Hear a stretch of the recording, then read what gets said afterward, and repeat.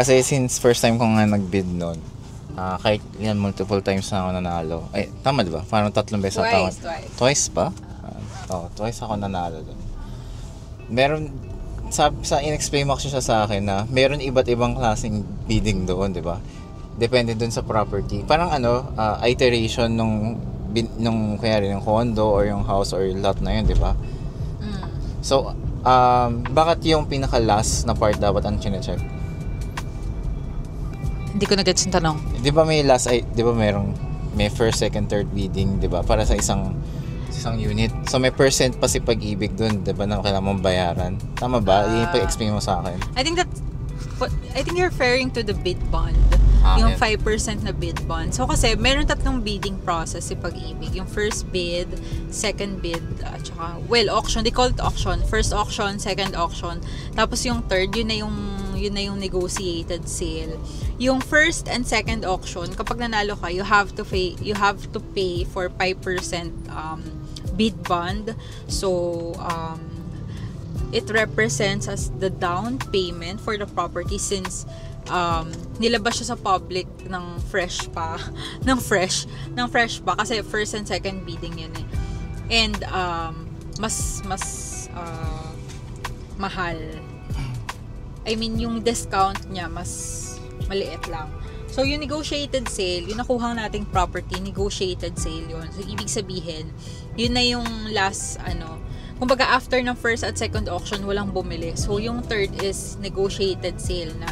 So, sa negotiated sale, hindi kayo kailangan magbayad ng bid bond na 5%. Ang babayaran nyo lang is 1,000 na reservation fee at saka yung mga insurances niya, yung mga fire and kineme-keme na insurances, documentary stamp. So, yung mga needed na fees in order to execute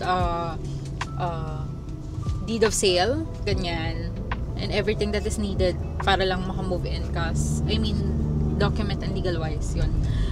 So, yun lang yung babayaran for negotiated sale na bidding. Did I answer your question? Yes. So far parang recap lang naman to din sa akin.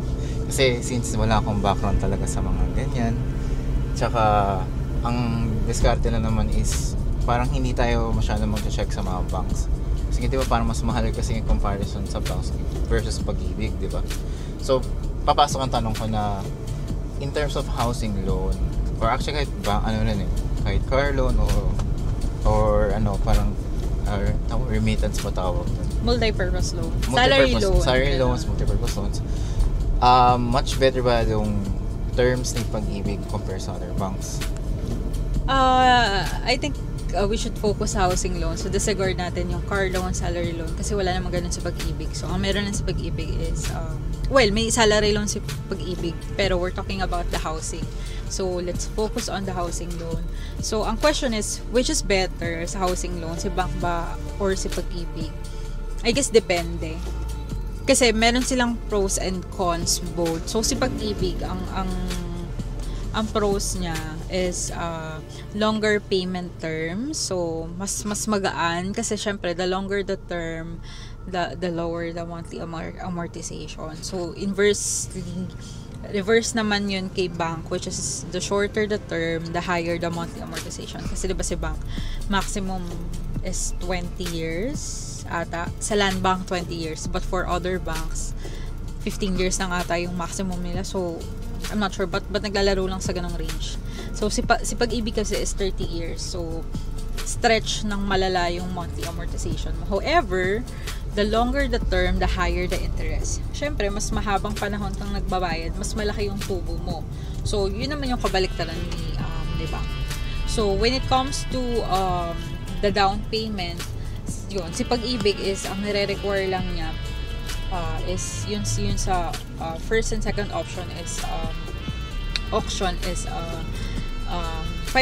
lang na bid bond. Tapos sa negotiated sale, 1T reservation fee at saka yung fire and insurance kineme. Pag foreclose ha. Tapos si bank naman, syempre, kahit foreclose, ang nagre-require pa rin sila ng 20% na down payment. Yun. So, mas malaki yung ilalabas mo na pera kay bank compare kay Pag-ibig. Yun. Tapos, with regards to the property since foreclose, same lang sila ng as is where is. So, ibig sabihin, kung ano yung condition ng property right at that moment na bibilin mo, yun na yun. Parang, what you see is what you get. Ganon. Ganon yung concept ng foreclosure nila pareha. So, wala namang pinagkaiba gano. Tapos, also, based dun sa observation ko, at saka sa mga nabasa ko, mas considerate si Pag-ibig compare kay bank. Kumbaga, mas mahaba yung pasensya ni Pag-ibig kapag may mga kailangan kang i-negotiate ng mga terms na kailangan ipa-reconstruct yung loan mo and whatsoever. Mas madaming option na binibigay si Pag-ibig compared kay bank. Kasi si Pag-ibig pang na-default pa, meron pa pang mga grace period bago nila tuluyang mata yung property mo. Unlike kay bank kasi parang straight to the point na yun yung bank terms. So, wala nang workaround, mga ganun. How many months bago nila kuha nila sir? Pag di ka nagbayad? Sa Pag-ibig, 3 months na default payment. Kapag nag-default ka, papadalan ka na nila ng letter giving you a heads up na yung property mo can be listed for bidding kasi nag-default payment ka. So, bibigyan ka nila ng chance na isettle pa yung... Ang mangyayari kasi nun, kapag nag-default payment ka, ang magiging due sa'yo yung buong amount na niloan mo. So, yun. Which is, pwede mo namang i-negotiate sa kanila pag nagpa-reconstruct ka ng loan, ganon. So, may mga ganong options. So, with regards to the details, hindi ko na alam kasi hindi ko pa naman na-experience yun. At ayoko ma-experience. 'Di ba? Kaya ano tayo ngayon? Responsible borrower tayo. Yun. Which is yun nga yung goal natin is dapat hindi natin ma-experience yung gano'n na madi-default tayo. Kaya dapat kaya natin yung papasukin natin responsibilidad. Oh. Bale, pwede tayong mag-bid kahit ilang beses. Tama ba? Yes. Okay. So, and also you can bid multiple properties at once. For example, may tinitignan ka sa Makati, sa Pasig, sa Taguig. Pwede mo siyang i-bid yung tatlo na yun na sabay-sabay. And may chance din na manalo ka dun sa tatlo na yun all at once. Tapos, nasa sayo na yun kung alin dun yung pipiliin mo. So, pwede kang kumuha ng dalawang property as soon as pasok dun sa credit limit mo. Or kung ika-cash mo naman, pwede din. Which is parang ganun nangyari sa atin. Nanalo tayo dyan sa may Areso sa pinagbuhatan. Same time nanalo rin tayo ng dalawang unit. Doon, ng isang unit sa Fairview. Tsaka sa Taguig. Tsaka dun sa Taguig. Ay, hindi. Talo pala tayo nung sa Taguig. Ay, hindi. Mandaluyong pala. Sorry. Mandaluyong. So, nag-bid kasi kami ng 3 property. Pasig, Fairview, tapos yung Mandaluyong. So, talo kami sa Mandaluyong pero nanalo kami nung sa Pasig tsaka sa may Fairview. So, we opted dun sa may Pasig.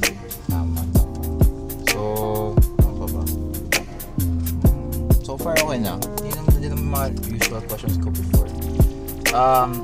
Siguro parang ETA? Gano'n siya katagal once na nag-send ka na? Yun. Good question. I think na-explain ko na kanina doon sa video yung duration na nag-start tayo mag-bid around July.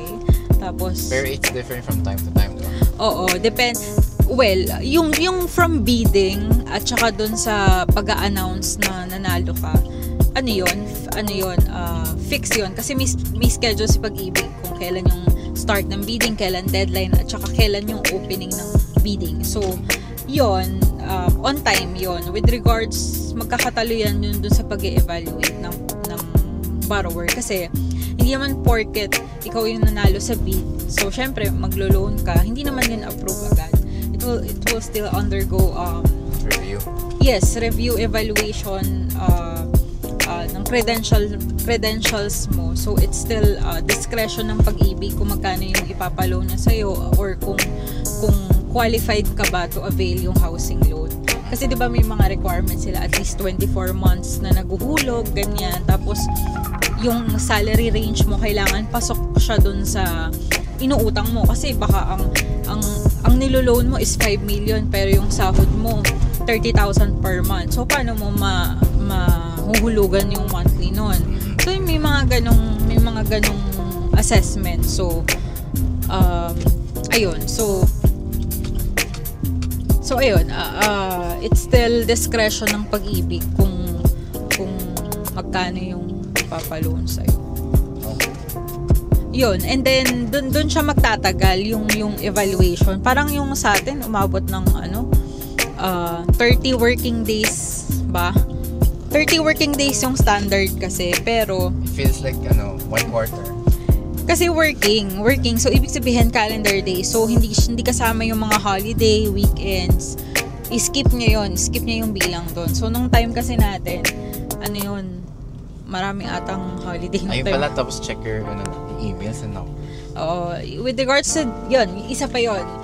Thank you for opening that or mentioning about that. Kasi nung time na yun, yung evaluation kasi, syempre, iko-contact ni Pag-ibig si employer mo. So, kailangan yung email ng employer mo at saka yung contact number nila is reachable and dapat may available na sasagot kasi kailangan nila ma-verify na nag-work ka sa company na yon. Kailangan nila ma-cross-check yung mga details or yung mga data na nilagay mo doon sa application form versus doon sa isasagot ng employer. So, yung nangyari sa kanya, Second try. second attempt sila kasi nung unang try nila, hindi nila makontak. So, nung hindi nila makontak, nag-reach out sila sa amin, si Pag-ibig na Through email. na hindi nila makontak, ganyan-ganyan. So, nagbigay kami ng alternative Direct contact na mismo. direct contact na sa Kasi- HR yung binigay namin kasi hindi sa amin, responsive. distro yung email. Generic. Siya. So, ibig sabihin, pag Hindi siya na monitor. di siya na-monitor masyado. Kaya nag-prefer ako ng yung usual na contact ko na HR mismo. Hindi ginawa ko direct contact mismo. Para doon. Pero wag niyong ibigay basta-basta. Kailangan niyo magpaalam sa HR kasi baka ma-report kayo na binibigay niyo yung information outside. So, magbigay lang kayo ng-heads up na nag-apply ako ng loan, kailangan ng employer's verification, pwede ko bang ibigay yung email niyo. So, alam niyo na yun. Alam niyo na yung mga ganong basic na bagay na out of respect, you have to ask permission kasi considered as confidential ang email ng mga HR. share ko din kasi nila yung sagot. Correct. Ayun. So yun, dun lang nagkakatalo yung sa processing. Pero as soon as ma-check na lahat yun ni Pag-ibig, dire-diretso na yun. Mag-i-issue sila ng papers, ganyan. Tapos pipirmahan mo, magbabayad ka sa insurance and fee whatsoever, yung 12K na na-mention ko kanina. And then after that, pwede mo nang lipatan, pwede mo nang galawin, pwede mo nang pasukin yung property in short na parang ikaw na yung owner kasi nga you have the authority to move in na.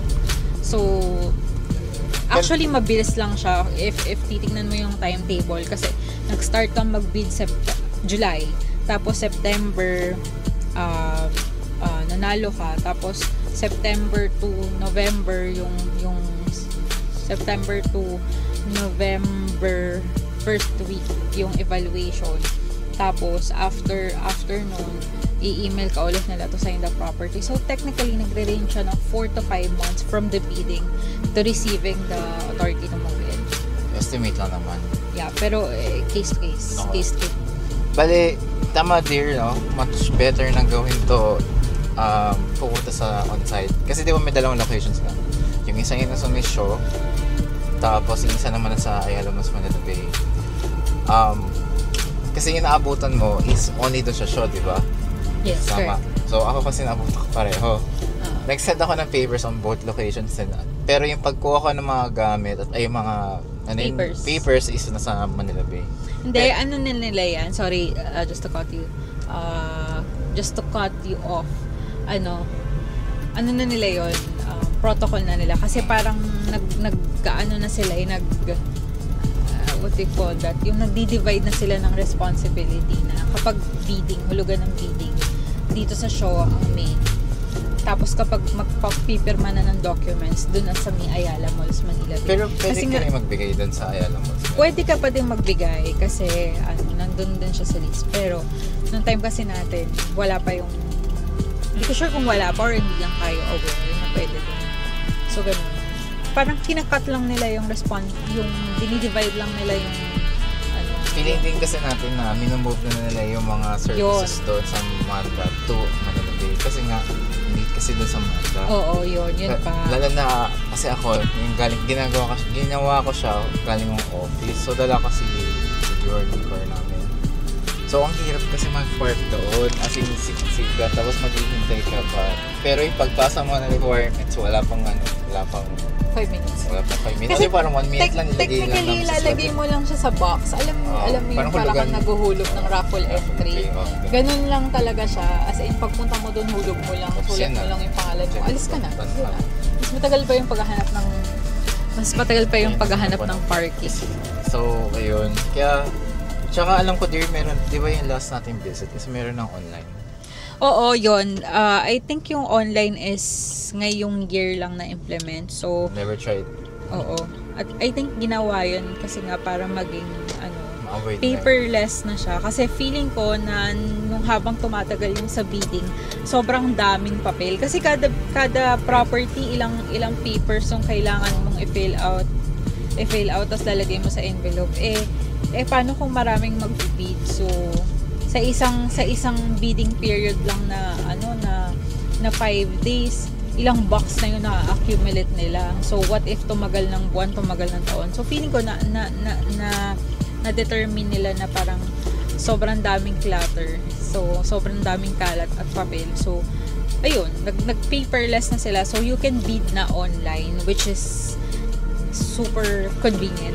Lalo na kapag malayo yung lugar mo at hindi mo na kailangan mag-print ng ganito, ganyan. So, kapag online, I think i-attach mo lang yung lahat ng mga documents. So, basta everything is paperless. So, which is okay. Kasi, tapos, yung doon sa website kasi nila, nagkaroon ng update na nilagyan na nila ng picture yung property. So, makikita mo na kung anong itsura ng property.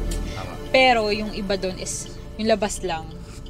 So, nakalock siya. So, but at least you will be able to you can check or you will have an idea kung anong itsura ng binibid mo. Okay, since pumasok na tayo dun sa part ng pag-search ng properties na makikita nila dun yung occupied, unoccupied na part. So, paano kung occupied yung property? Anong ways para i-handle yun? Well, ang best way to handle occupied property is to not bid it at all. Kasi ang sakit niya sa ulo. So, just a piece of advice. So, if the property is occupied, disregard it. Move on. Kahit na sobrang ganda niya. Unless, naghahanap ka ng sakit ng ulo, willing kang gumastos mag-file ng case, ng eviction case, then go. Pero kung may mga ibang option, pa naman. Pero, pwede mo pa rin ilan in a decent way. Like, to-communicate mo. Pero kasi, yes, how pero, that person accepts it, diba? Exactly. Iba-iba ang tao. So, iba-iba on how they accept. Siyempre, ikaw ba naman sabihan ka, papaalisin na kita dyan dahil hindi ka na nakakabayad sa bahay mo, papaalisin na kita dyan. Ikaw, 20 years ka nang nakatira doon, so hindi ka lang nakabayad kasi nawalan ka ng work after 20 years of paying, papaalisin ka sa property. So, syempre, as a part ng owner, ng original owner, masakit yun kasi binayaran mo ng 20 years tapos nagkaroon ka lang ng problema sa trabaho mo kaya hindi mo na nabayaran yun, tapos bigla kang paalisin. Ang dami-dami mo ng improvements dun sa bahay.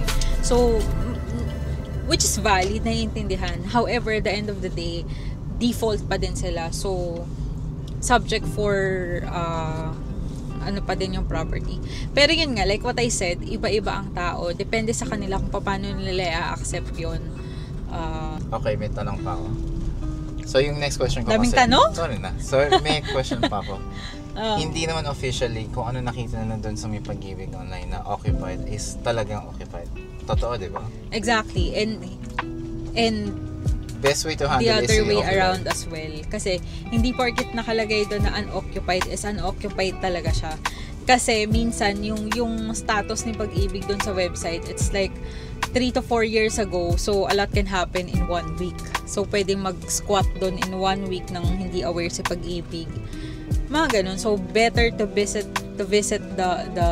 the property talaga. Ocular mo, puntahan mo. Tsaka okay din yun kasi para ma-identify mo kung yung lugar ba is binabaha, ano ba yung mga malapit na vicinity doon sa property na kukunin mo. Meron bang malapit na school, Bangko, hospital, bank, supermarkets, ganyan. So, parang yung ginawa kasi, yung diskarte kasi namin na ginawa ay yung nakuha na nanalo kami sa bid. So meron kasing grace period yun there, no? Tama. Kung ilan days eh. Bago mo i-confirm at ipapasa yung Decide. 30 days. 30 days. So within 30 days, pwede mo na siyang i-ocular mismo. Tapos officially, kung nakapili ka na, doon mo na ipasa yung kailangan mo. Yung ipo-push through mo.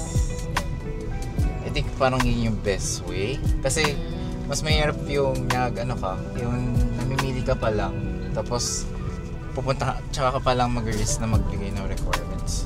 Kasi pag once na nagpasa ka na ng requirements, nagbayad ka na ng reservation fee and basta nagbayad ka na at nagpasa ka na ng requirements, ipaprocess na siya ni Pag-ibig whether you like it or not. So, that's why they have the 30 days. Hindi ko maalala kung calendar o working days yung binigay. O yun. 30 days working days na para i-check mo mabuti kung sure ka na ba, kung game ka na ba. Kasi, wala nang yun eh.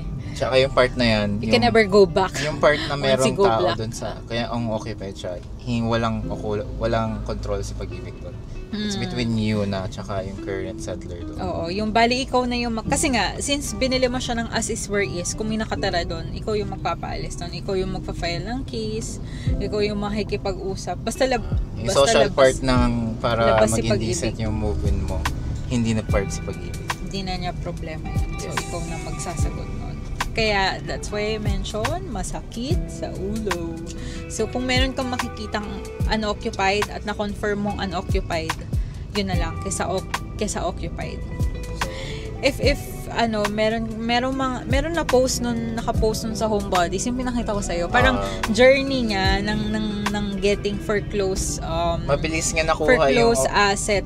Mabilis nga nakuha yung mismong property. Hindi niya mabilis nakuha. Hindi, mabilis nga nakuha yung papers para sa property. Pero yung pag-move-in niya, umabot siya ng 6 months na walang pa ng mga gamit sa baba. Oo, bali nag-file siya ng case ng eviction. So, nanalo siya.